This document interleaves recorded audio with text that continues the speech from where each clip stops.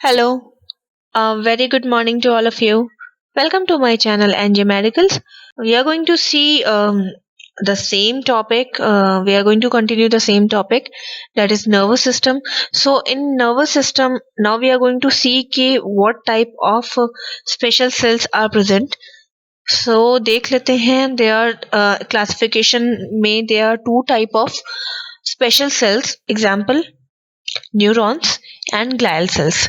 तो न्यूरॉन्स हम सब जानते हैं कि नर्व सेल्स होते हैं और ग्लायल सेल्स सपोर्टिंग सेल्स होते हैं. तो first of all we will see about the neurons कि न्यूरॉन्स क्या है and what are the parts of the neurons and what are the function also. So neurons mainly, जैसा कि मैंने आपको बताया कि इनका जो अदर नेम है, हम इनको नर्व सेल से भी जानते हैं कि इन्हें नर्व सेल भी बोलते हैं. तो कैसे भी एग्जाम में आए, नर्व सेल आए या न्यूरॉन आए, तो आप समझ जाइएगा कि आप को न्यूरॉन के बारे में ही डिटेल में लिखना है. तो हमें पता है कि ये हमारे ब्रेन के लिए मेनली काम करते हैं. सो अगर ये ब्रेन के लिए काम करते हैं तो ये फंक्शनल यूनिट हो गए एंड ये हमारे ब्रेन में प्रेजेंट भी रहते हैं. ब्रेन एंड स्पाइनल कॉर्ड में हमारे नर्वस सिस्टम के स्ट्रक्चरल यूनिट भी हो गए. ओके, मेन फंक्शन देख लेते हैं क्या है.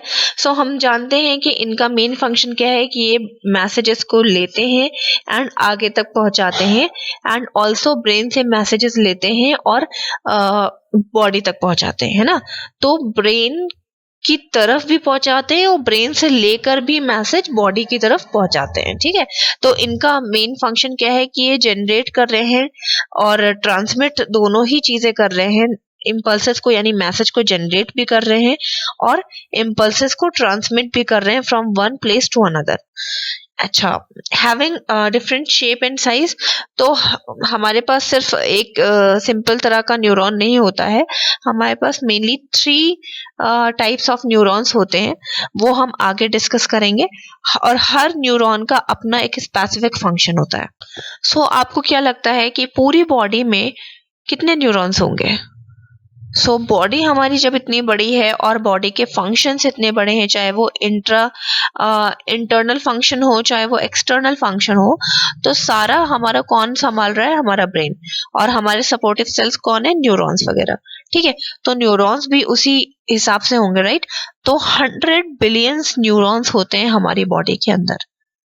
ओके, सो ये 100 बिलियंस न्यूरॉन्स जा करके एक नेटवर्क बनाते हैं, तब जाके हमारी पूरी बॉडी फंक्शन कर पाती है, तब जाके हमारी पूरी बॉडी में मैसेज ट्रांसमिट हो पाता है. तो हमारी जो न्यूरॉन्स हैं इनके पास डिवाइड करने की प्रॉपर्टी नहीं होती है. फॉर एग्जाम्पल, वन न्यूरॉन से दूसरा न्यूरॉन नहीं बनता है.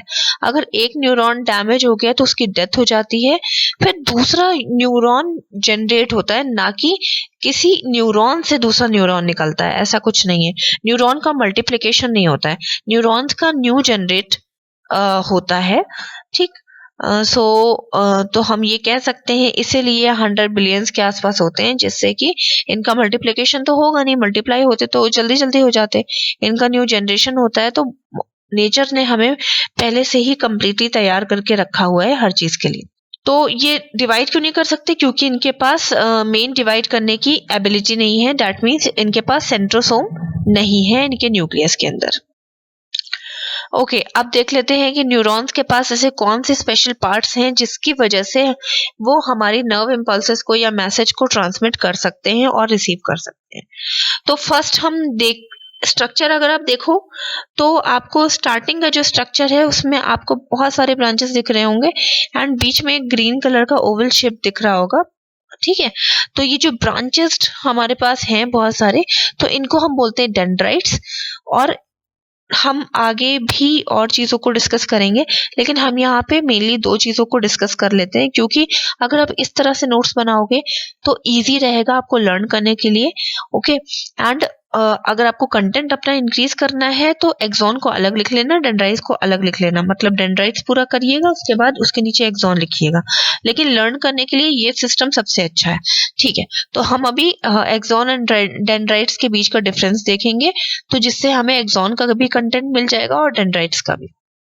तो एक्सॉन है तो आप आराम से एक्सॉन के बारे में भी लिख सकते हो सेपरेटली और डेंड्राइट्स के बारे में भी. ओके, तो फर्स्ट हम देख लेते हैं कि हमारा एक्सॉन कहाँ है और डेंड्राइट्स कहाँ है.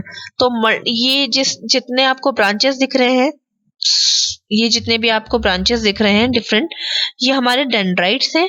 और ये जो लॉन्ग ट्यूब लाइक स्ट्रक्चर गया है, ठीक है, ये हमारा एक्सॉन है। तो मैं रब कर देती हूँ ताकि आपको क्लियर दिख जाए। तो ब्रांचेस आपको दिखी गई है, ये हमारे डेंड्राइट्स है, और ये जो लॉन्ग स्ट्रक्चर गया है ये हमारा एक्सॉन है। ठीक है, तो कैरेक्टरिस्टिक देख लेते हैं। तो पहले इन्होंने बताया हुआ है कि इनका साइज कैसा है। तो साइज ना क्या कि हम शेप कह सकते हैं। तो जो डेंड्राइट्स हैं वो इरेगुलर शेप्ड के हैं, है ना, शॉर्ट है, जबकि एक्सॉन हमारा लॉन्ग है। ठीक, तो डेंड्राइट्स ब्रांच हैं तो इसलिए शॉर्ट है, खत्म हो जा रही हैं। लेकिन जो हमारा एक्सॉन है वो एक ट्यूब लाइक स्ट्रक्चर है और काफी लॉन्ग है। ठीक है, तो लॉन्ग और शॉर्ट हो गया। देन इनका प्रोसेस कैसा है? तो हमारे जो डेंड्राइट्स हैं वो कंटिन्यूअस नहीं है, वो ब्रांच हो गई, एक ब्रांच स्टार्ट हुई कहीं पे एंड हुई, दूसरी ब्रांच स्टार्ट हुई कहीं पे एंड हुई, है ना। ठीक, तो हमारे जो डेंड्राइट्स हैं वो कैसे हैं? हमारे उनके पास डिवीजन है, जबकि हमारा जो एक्सॉन है वो कंटिन्यूअस एक ट्यूब लाइक स्ट्रक्चर गया हुआ है। ठीक, तो कह सकते हो प्रोसेस में कंटिन्यूअस होगा और डेंड्राइट्स हमारे डिवाइड हो जाते हैं ब्रांचेस। ठीक है, तो जो डेंड्राइट्स हैं हमारे, डेंड्राइट्स के पास बहुत सारी ब्रांचेस हैं, जबकि एक्सॉन के पास बहुत सारी ब्रांचेस नहीं है, लास्ट में वो ब्रांचेस में डिवाइड हो रखा हुआ है। ठीक है, तो यहाँ पे एट द एंड ब्रांचेस कहाँ पे है? At the end. और यहाँ पे कहाँ पे है? स्टार्टिंग में। देन अटैचमेंट, तो अगर आप एक्सॉन का अटैचमेंट देखो तो ये कहाँ पे अटैच है? हमारे सेल बॉडी से अटैच है। और एंड पॉइंट पे कहाँ पे अटैच है? हमारे एक्सॉन टर्मिनल। इन ब्रांचेस को हम बोलते हैं एक्सॉन टर्मिनल। जबकि हमारा जो डेंड्राइट्स है वो स्टार्टिंग में किससे अटैच है? अदर एक्सॉन से। तो जैसा कि आपको पता होना चाहिए कि हमारे पास एक्सॉन का अरेंजमेंट कुछ ऐसा होता है, एक एक्सॉन खत्म हुआ तो वहीं से दूसरा एक्सॉन बनना, मतलब दूसरा एक्सॉन स्टार्ट हो गया। ठीक है, तो इसका मतलब क्या हुआ? एक एक्सॉन की एंड के पास दूसरे एक्सॉन की स्टार्टिंग होती है। तो स्टार्टिंग हमारे किससे हो रही है? ये देखिए डेंड्राइट से हो रही है। तो एक्सॉन के एंड के पास हमारे अगले डेंड्राइट्स प्रेजेंट होते हैं दूसरे एक्सॉन के। अगर हम इसको देखें तो अटैचमेंट कहाँ पे होगा? एक डेंड्राइट्स का अटैचमेंट एक्सॉन की टर्मिनल पे होगा, एंड पॉइंट पे होगा। और टर्मिनल के जो टिप होते हैं उनको हम साइनैप्स बोलते हैं। तो डेंड्राइट्स किससे अटैच है? साइनैप्स से अटैच है, साइनैप्स के नियर है।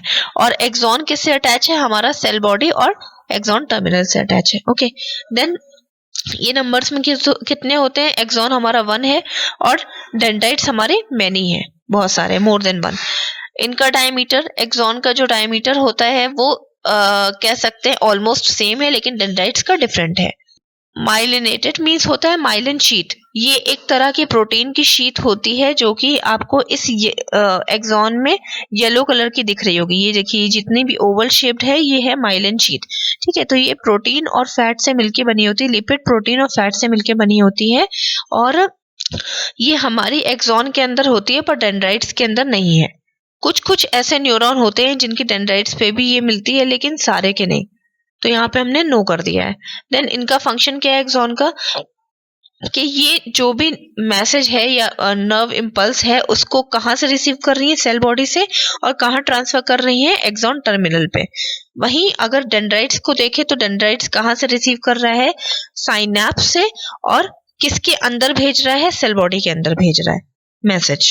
देन एक लास्ट पॉइंट छूटा है नीचे। Then carry the nerve impulses away from the cell body. Simple सी चीजें, सेल बॉडी से ये ले रही हैं और सेल बॉडी के अवे ये मैसेज को भेज रही हैं। ठीक, जबकि जो डेंड्राइट्स है वो क्या कर रहा है? मैसेज रिसीव कर रहा है और सेल बॉडी के पास भेज रहा है, और सेल बॉडी से होते हुए मैसेज एक्सॉन में जाएगा। ओके, अब आ जाते हैं other parts of the neurons. तो न्यूरॉन्स के पास आपको ये ग्रीन कलर का एक पोर्शन दिख रहा होगा, इसको हम न्यूक्लियस बोलते हैं। तो न्यूक्लियस हम सब जानते हैं कि बहुत इंपॉर्टेंट होता है। इनका न्यूक्लियस क्यों इंपॉर्टेंट है? क्योंकि इसके पास प्रोटीन होता है जो कि हमारे एक्सॉन के सिंथेसिस के लिए और सर्वाइवल के लिए सबसे ज्यादा इंपॉर्टेंट होता है। तो ये न्यूक्लियस क्या कर रहा है? मेनली कंट्रोल कर रहा है किसको? न्यूरॉन्स को कंट्रोल कर रहा है। क्यों? क्योंकि अगर वो प्रोटीन नहीं देगा तो न्यूरॉन की डेथ हो जाएगी। तो ये न्यूक्लियस मिलता किसमें, हमें सेल बॉडी के अंदर मिलता है और ये ओवल शेप्ड का होता है। नेक्स्ट हमारा सेल बॉडी देख लेते हैं। तो सेल बॉडी अगर देखी जाए तो सेल बॉडी को अदर नेम सोमा भी होता है। सेल बॉडी कहाँ पे है, ये जितना भी आपको पिंक ब्रॉड पोर्शन दिख रहा है ना स्टार की तरह, ये सेल बॉडी है, इसको हम सोमा भी बोलते हैं, सोमा, ठीक है। और इनके पास क्या होता है, इनसे कौन कौन अटैचमेंट है, देखिए इनके पास क्या क्या है, डेंड्राइट्स का अटैचमेंट है, एक्सॉन का अटैचमेंट है और इनके पास न्यूक्लियस भी है, ठीक। तो जिस हिसाब से अगर आप ये देख रहे हो तो इनका जो शेप है वो इरेगुलर होता है और इनके पास कुछ स्पेशल चीजें होती हैं, जैसे न्यूरोप्लाज्म, साइटोप्लाज्म की जगह इनके पास न्यूरोप्लाज्म होता है, न्यूक्लियस होता है इनके पास राइबोसोम की जगह नाइसेल बॉडी होता है। नाइसेल बॉडी क्या करता है, नाइसेल राइबोसोम जो भी फंक्शन करता है वही नाइसेल बॉडी फंक्शन करता है, that is synthesis of the protein, ठीक है। न्यूरोफिब्रिल्स इनके पास हैं जो कि क्या कर रहे हैं, उसी प्रोटीन को ट्रांसमिट, सिंथेसिस प्रोटीन को ट्रांसमिट कर रहे हैं, कहाँ पे ट्रांसमिट कर रहे हैं, जहां पे जरूरत है, नीड है, ठीक है। और माइटोकॉन्ड्रिया, माइटोकॉन्ड्रिया क्या कर रहा है, जो सेम फंक्शन करता है हर जगह वही सेम फंक्शन यहाँ पर भी माइटोकॉन्ड्रिया कर रहा है, that is protein produce energy. Then Golgi apparatus क्या कर रहे हैं, packing of the protein synthesis, synthesize जितने भी प्रोटीन है उनकी पैकिंग कर रहे हैं, ओके। फिर जो हमारी सेल बॉडी है वो किससे मिलके बनी है, ग्रे मैटर से मिलके बनी है। तो सेल बॉडी ग्रे मैटर से कैसे मिलके बनी है, तो ग्रे मैटर होता क्या है पहले ये बता देती हूँ। तो जैसा कि आप इस ब्रेन को देख रहे हो, इस ब्रेन को कट किया गया, ब्रेन के अंदर देखा गया, तो ग्रे मैटर जो है ब्रेन के बॉर्डर एरिया पे सिचुएटेड है और बीच में कौन सिचुएटेड है, व्हाइट मैटर। तो ये ग्रे मैटर करता क्या है, ये ग्रे मैटर इम्पल्सेस को रिसीव करता है और व्हाइट मैटर के अंदर भेजता है। तो इसका मतलब आप समझते हो, इसका मीनिंग ये है कि जो न्यूरॉन्स होते हैं उनकी जो सेल बॉडी है वो ग्रे मैटर बनाती है और बाकी जो एक्सॉन और एक्सॉन टर्मिनल है वो व्हाइट मैटर बनाता है। क्लियर हुआ, ठीक है। एक्सॉन टर्मिनल व्हाइट मैटर बना रहा है और न्यूरॉन की जो सेल बॉडी है वो ग्रे मैटर बना रही है। तो सेल बॉडी क्या कर रही थी, मैसेज को रिसीव कर रही थी और एक्सॉन टर्मिनल के अंदर भेज रही थी। क्लियर हुआ। And then grey matter is present in the both, देखिए ग्रे मैटर और व्हाइट मैटर दोनों ही की बात अगर मैं करूं तो स्पाइनल कॉर्ड और ब्रेन दोनों में सिचुएटेड होते हैं, बट एक डिफरेंस है कि ब्रेन में जो ग्रे मैटर है वो बॉर्डर एरिया पे सिचुएटेड होता है, जबकि स्पाइनल कॉर्ड में ग्रे मैटर मिडिल एरिया पे सिचुएटेड होता है और फंक्शन दोनों का सेम होता है। देन माइलिन शीथ आ जाते हैं। तो माइलिन शीथ मैंने आपको पहले ही बताया है कि ये लिपिड, प्रोटीन और फैट से मिलके बनी होती है। इसका मेन फंक्शन क्या होता है कि भाई जो भी इम्पल्सेस या मैसेज आ रहे हैं उनको एक्सॉन टर्मिनल तक सेफली पहुंचाना, ठीक। जिसके इनके पास श्वान सेल्स भी होते हैं माइलिन शीथ के अंदर, या माइलिन शीथ के बेस पे श्वान सेल्स अटैच्ड होते हैं जो कि माइलिन शीथ को मेंटेन करके रखते हैं और स्मूथ इम्पल्स पास करने में हेल्प करते हैं। नेक्स्ट आ जाते हैं नोड ऑफ रेनवियर। तो नोड ऑफ रेनवियर क्या होते हैं, देखिए आप अगर देखो तो माइलिन शीथ कंटिन्यूअस नहीं है, माइलिन शीथ के बीच में गैप्स हैं, है ना। तो इन गैप्स को ही हम नोड ऑफ रेनवियर बोलते हैं। तो ये गैप्स किस लिए होते हैं, जैसा कि आप देख सकते हो कि अगर यहाँ से नर्व इम्पल्सेस आई और जंप करेंगी तब जाके दूसरी माइलिन शीट पे पहुंचेंगे, फिर जंप करेंगे तब जाके तीसरी माइलिन शीट पे पहुंचेंगे, फिर जंप करेंगे तब जाके नर्व इम्पल्सेस या मैसेज लास्ट माइलिन शीट पे पहुंचेंगे, ठीक। तो ये सारे मैसेज क्या है, हमारे नर्व इम्पल्सेस हैं जो कि हमारे एक जगह से दूसरी जगह जाती हैं। तो ये गैप्स करते क्या हैं, जो हमारे नोड ऑफ रेनवियर है ये क्या करते हैं कि ये fast transmit of the nerve impulses में हेल्प करते हैं। नेक्स्ट आ जाते हैं न्यूरोलेमा। तो न्यूरोलेमा जो है हमारा, न्यूरोलेमा ये हमारी कह सकते हैं एक्सॉन के ऊपर कवर की हुई, एक्सॉन को जिसने कवर कर रखा हुआ है लेयर उसको हम न्यूरोलेमा बोलते हैं, ठीक है। ये एक्सॉन के आसपास होती है। तो सिंपल सी चीज है, जब इन्होंने एक्सॉन को कवर कर रखा हुआ तो एक्सॉन को सपोर्ट भी कर रही होंगी। कभी भी हमारा एक्सॉन अगर डैमेज होता है तो ये न्यूरोलेमा उस डैमेज्ड एक्सॉन को मेंटेन कर देती है। देन श्वान सेल्स मैंने आपको बताया ना कि बेसमेंट पे होते हैं। किसके बेसमेंट में? हमारे माइलिन शीट के बेसमेंट में होते हैं। इनका मेन फंक्शन क्या है कि ये एक प्रोटेक्टिव सेल्स होते हैं जो कि हमारे माइलिन शीट को भी मेंटेन करके रखते हैं और ये हेल्प करते हैं माइलिन शीट को बनाने के लिए भी। ठीक है, नेक्स्ट आते हैं एक्सॉन टर्मिनल। तो मैंने आपको बताया एक्सॉन टर्मिनल क्या होता है, जो हमारे नर्व सेल की एंडिंग पॉइंट होती है उसको हम एक्सॉन टर्मिनल बोलते हैं। जैसे कि ये हमारे एंडिंग पॉइंट्स हैं। ये ब्रांच्ड हमें स्ट्रक्चर दिख रहा है एक्सॉन के बाद, उसको ही हम एक्सॉन टर्मिनल बोलते हैं। ठीक है, सो ये एक्सॉन टर्मिनल बहुत इंपॉर्टेंट होते हैं। क्यों? क्योंकि ये एंड पॉइंट पे सिचुएटेड होते हैं और ये एक्सॉन से मेनली मैसेज को रिसीव करके हमारे साइनेप्स तक पहुंचाते हैं। तो ये जंक्शन है किसके बीच का? हमारे एक्सॉन और साइनेप्स के बीच का एक तरह का जंक्शन है। और ये करता क्या है? ये डायरेक्टली अटैच होता है हमारे एक्सॉन से और ब्रांच्ड होता है।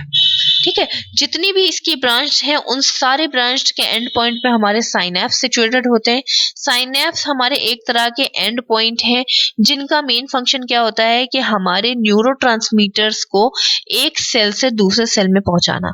अब ये न्यूरोट्रांसमीटर्स क्या होते हैं?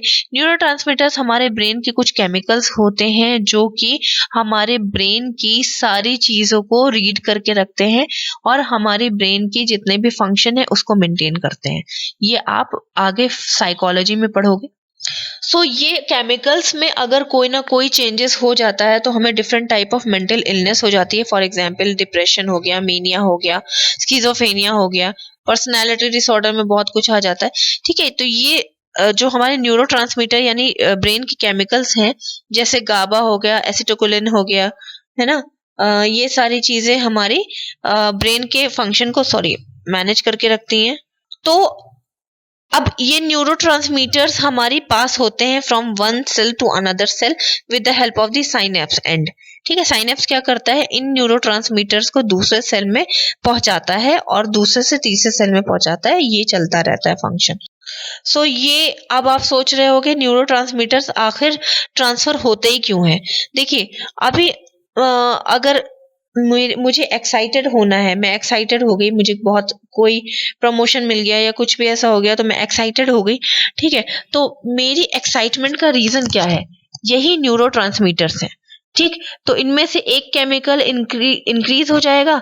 भाई मुझे एक्साइट करना है तो कोई ना कोई चीज तो इंक्रीज होगी ना। तो न्यूरोट्रांसमीटर का कोई भी एक ऐसा है केमिकल जो एक्साइटमेंट के लिए इंपॉर्टेंट होता है, वो इंक्रीज हो जाएगा और हमारी साइनेप्स के थ्रू हमारे नर्व इम्पल्सेस बन के एक मैसेज बन के वो हमारे न्यूरॉन्स में चला जाएगा और ब्रेन को एक ब्रेन ने मैसेज दिया कि मुझे एक्साइट होना है, तो वो मैसेज मुझे आ गया और मैं एक्साइटेड हो गई। ठीक है, तो न्यूरोट्रांसमीटर का यही फंक्शन है। ठीक है, मैंने आपको बता दिया कि न्यूरोट्रांसमीटर का मेन फंक्शन क्या है। अगर न्यूरोट्रांसमीटर स्लो ट्रैवल होते हैं तो हम थोड़ा सा शांत रहते हैं और जितनी fast neurotransmitter from one neuron to another neuron transfer होता है उतना ही हम एक्साइटेड रहते हैं। So this is all about neurons. इसके अलावा हम टाइप्स ऑफ न्यूरॉन नई वीडियो में डिस्कस करेंगे। Till then bye bye, take care. If you are having any doubt you can ask me in a comment box. अगर कुछ suggest करना है, ऐड कराना है तो वो भी आप कमेंट बॉक्स में मुझसे बोल सकते हो। वीडियो समझ में आता है तो प्लीज लाइक कीजिए, चैनल को सब्सक्राइब कीजिए, चैनल को शेयर भी कीजिए और आपको नहीं समझ आता है तो प्लीज मुझसे पूछिए, एटलीस्ट मैं आपको अपने आप को इम्प्रूव करने की कोशिश करूंगी। Till then bye bye, take care, have a nice day.